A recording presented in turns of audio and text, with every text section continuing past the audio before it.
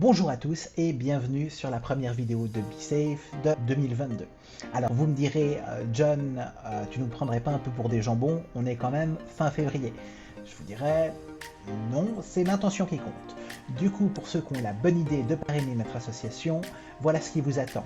Il y aura une vidéo par mois pour toute la période apicole, donc de mars à octobre, grosso modo. Celle de janvier, c'est juste un bonus.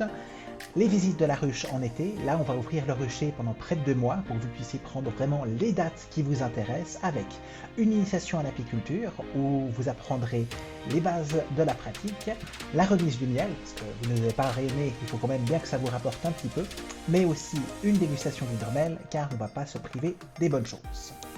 À côté de ça, il y aura aussi un certain nombre de projets et d'activités à découvrir au fur et à mesure de la saison. Après, ce mois-ci, on va parler de la gelée royale.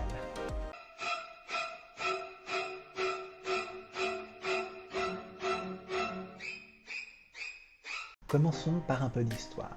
Les abeilles exercent une fascination bien ancienne sur l'homme.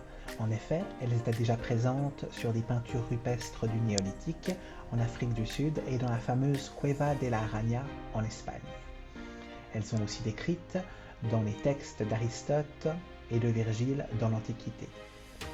On leur reconnaissait une ardeur au travail, un dévouement envers la communauté et une loyauté envers la reine.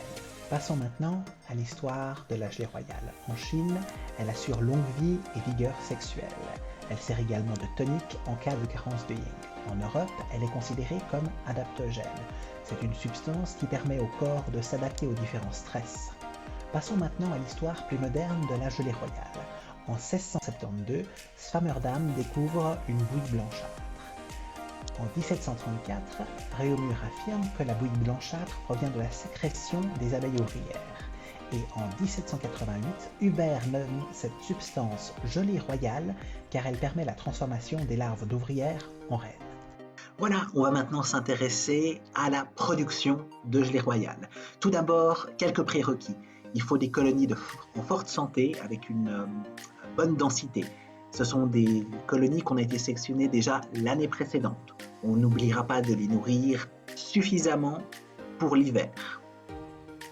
Et éventuellement, si on voit qu'il y a besoin, de les stimuler avec un peu de sirop au printemps. Ce n'est pas quelque chose qu'on fait à la dernière minute, on a déjà présélectionné des colonies l'année d'avant. Pour cela, une des méthodes qu'on peut utiliser s'appelle la méthode d'isolement de la reine. On va provoquer un élevage royal grâce à une grille à reine.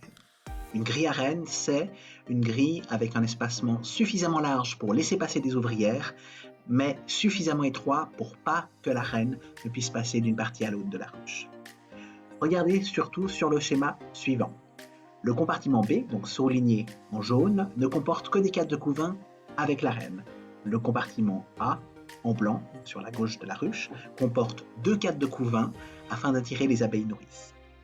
On va séparer ces 2 compartiments avec notre grille à reine et la reine n'ayant pas accès au compartiment A, elle ne pourra pas y déposer ses phéromones. Les nourrices se sentiront alors orphelines en A. Passons maintenant à la préparation des cadres des cellules.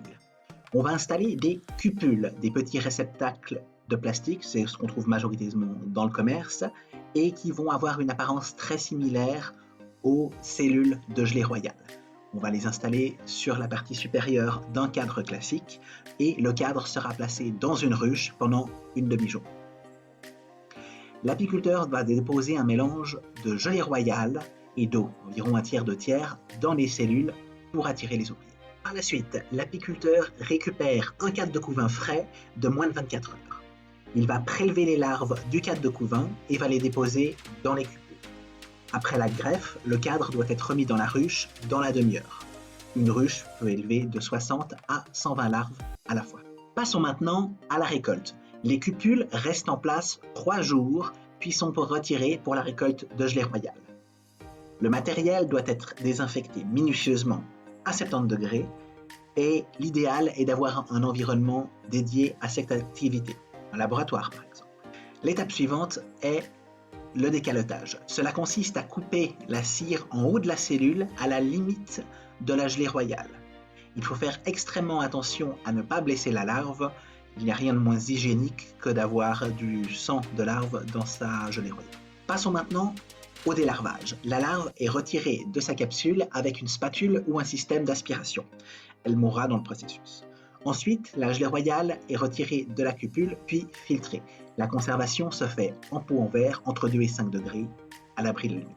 Et voilà, notre vidéo touche à sa fin. Je vous remercie pour ceux qui ont le courage d'y regarder jusqu'au bout.